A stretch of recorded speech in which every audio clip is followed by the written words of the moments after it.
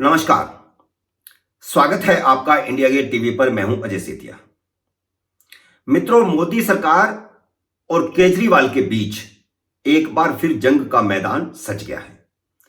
केजरीवाल ने दिल्ली नगर निगम के चुनाव टालने के खिलाफ सुप्रीम कोर्ट में याचिका दाखिल कर दी है और इसके जवाब में दिल्ली के उपराज्यपाल वीके सक्सेना ने केजरीवाल के खिलाफ मोर्चा खोल दिया है। पहले उन्हें सिंगापुर जाने की इजाजत नहीं दी और अब उनकी आबकारी नीति की सीबीआई जांच करवाने की सिफारिश कर दी है। 24 घंटे में यह ताबड़तोड़ किए गए 2 हमले हैं। नई आबकारी नीति के तहत शराब की दुकानों के टेंडर में बड़े पैमाने पर गड़बड़ी हुई है। आबकारी नीति की सीबीआई जांच की सिफारिश होते ही दिल्ली के उप मुख्यमंत्री मनीष सिसोदिया पर गिरफ्तारी की तलवार लटक गई है। जैसे ही सीबीआई जांच शुरू होगी, सबसे पहले मनीष सिसोदिया से पूछताछ होगी, क्योंकि वह आबकारी मंत्री भी हैं। नई आबकारी नीति के तहत शराब माफिया से मिलकर बड़े पैमाने पर भ्रष्टाचार हुआ है। दिल्ली के चीफ सेक्रेटरी ने ही अंदेशा होने पर फाइल उपराज्यपाल को भेजी थी और उस फाइल को देखने के बाद उपराज्यपाल ने सीबीआई जांच की सिफारिश की है।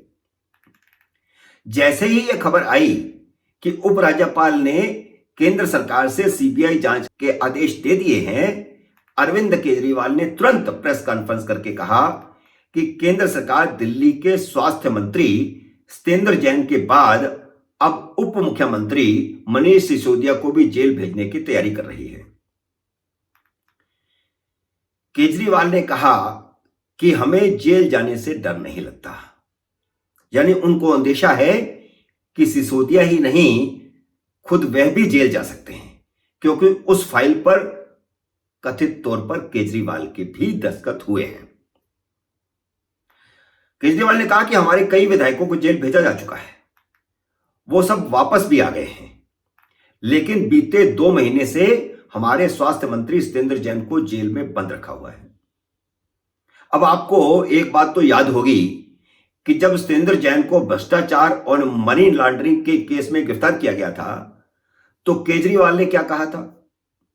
केजरीवाल ने कहा था कि वह आईआरएस ऑफिसर रहे हैं, उन्होंने खुद सारे कागजात देख लिए हैं, सत्येंद्र जैन बेकसूर है। इस तरह उन्होंने सत्येंद्र जैन को क्लीन चिट दे दी थी। वह खुद ही वकील और खुद ही जज बन गए थे। लेकिन सत्येंद्र जैन को पिछले 2 महीने से अदालत से जमानत नहीं मिली है।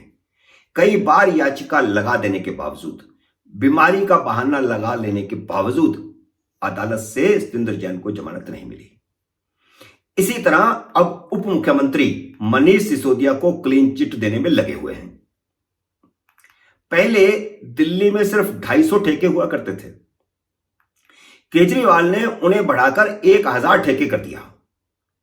जबकि जब वह अन्ना हजारे का आंदोलन चला रहे थे, तो उन्होंने शराब के नए ठेके खोलने का विरोध किया था और इस संबंध में उन्होंने एक पुस्तिका भी छापी थी, जिसकी भूमिका अन्ना हजारे से लिखवाई गई थी।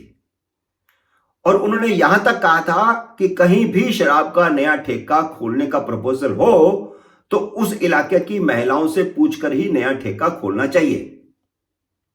केजरीवाल मुख्यमंत्री बनने के बाद अपने सारे पुराने वायदे और पुरानी बातें भूल गए हैं और उनके उलट काम कर रहे हैं। जो वह कहते थे उसके ठीक उलट काम कर रहे हैं। भारतीय जनता पार्टी शुरू से ही दिल्ली सरकार की नई आबकारी नीति का विरोध करती रही है।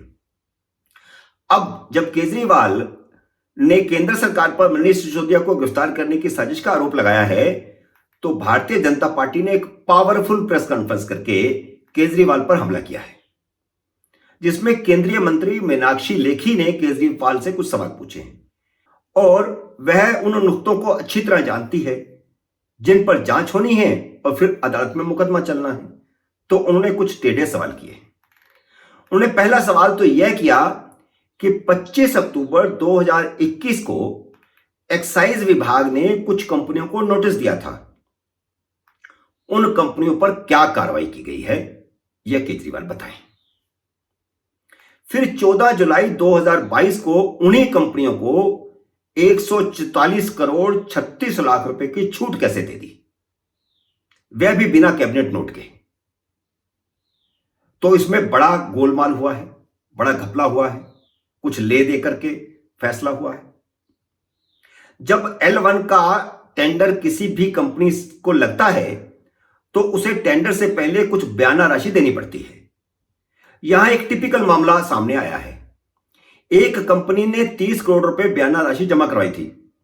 नियम यह है कि अगर वह क्रिया को फॉलो नहीं करता है तो वो डिपॉजिट सरकारी खजाने में चला जाता है, फिर अप्रूवल की प्रक्रिया के बाद उसे वापस मिलता है। लेकिन इस केस में 30 करोड़ रुपए बिना किसी अप्रूवल और प्रक्रिया का पालन किए उस कंपनी को वापस कर दिए गए। यह कैसे हुआ? कुछ जुर्माना भी लगता है कई बार, तो उस जुर्माने को किस प्रकार सेटल किया गया, यह भी एक मामला है भ्रष्टाचार का।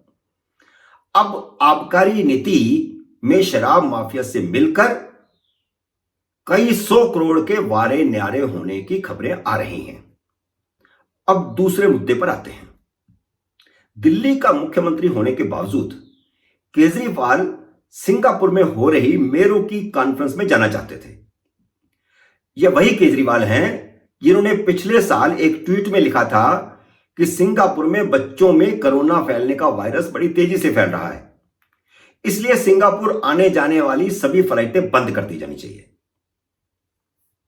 सिंगापुर सरकार ने इस पर कड़ा ऐतराज जताया था और कहा था कि दिल्ली का मुख्यमंत्री बेसिर पैर की और बेतुकी बातें कह रहा है। केंद्र सरकार से भी उन्होंने इस बात की नाराजगी जाहिर की थी। उसी सिंगापुर का वह सरकारी खर्चे पर भ्रमण करना चाहते थे। उनका इरादा सपरिवार सिंगापुर घूमने जाने का था। सिंगापुर लोग किस लिए जाते हैं, वह किसी से छिपा हुआ नहीं है। अब सिंगापुर में अर्बन डेवलपमेंट पर कॉन्फ्रेंस हो रही है, तो उसमें भारत के किसी राज्य के मुख्यमंत्री के जाने का क्या मतलब? दिल्ली में तो वह खुद को प्रधानमंत्री के बराबर समझते हैं और दिल्ली को पूर्ण राज्य का दर्जा देने की मांग करते रहते हैं, लेकिन विदेश घूमने का मौका मिले तो वह दिल्ली के मेयर बन जाना चाहते हैं। वैसे भी दिल्ली के अर्बन डेवलपमेंट की जिम्मेदारी एमसीडी, एनडीएमसी और डीडीए की है। अगर अर्बन डेवलपमेंट पर ही वहां पर डिस्कशन होना है और विचार विमर्श होना है तो वह भी दिल्ली सरकार की जिम्मेदारी में नहीं आता। दिल्ली को जब पूर्ण राज्य का दर्जा ही नहीं है तो दिल्ली के मुख्यमंत्री का सरकारी खजाने पर बोझ डालकर विदेश दौरों से क्या मतलब? उपराज्यपाल ने इसे नई परिपाटी बताकर उनकी प्रपोजल को रिजेक्ट कर दिया। अब उप मुख्यमंत्री मनीष सिसोदिया ने कहा है कि सरकार सीधे विदेश मंत्रालय को आवेदन भेजेगी। एक बच्चा भी जानता है कि दिल्ली की कोई भी फाइल केंद्र को उपराज्यपाल के माध्यम से ही भेजी जा सकती है, इसलिए वह फाइल रद्द होनी ही है। लेकिन केजरीवाल सरकार सिर्फ मोदी सरकार को घेरने के लिए और बदनाम करने के लिए और बयानबाजी करने के लिए इस तरह की हरकतें करती रहती है। मित्रों, अगली वीडियो में किसी और मुद्दे पर बात करेंगे। मेरे साथ जुड़े रहिए। अगर आपने मेरे YouTube चैनल को सब्सक्राइब नहीं किया तो सब्सक्राइब कर लीजिए और घंटी का बटन भी दबा दीजिए ताकि जैसे ही मेरा नया वीडियो आए आपको सूचना आए। मेरी नई वीडियो का करिए इंतजार। तब तक नमस्कार।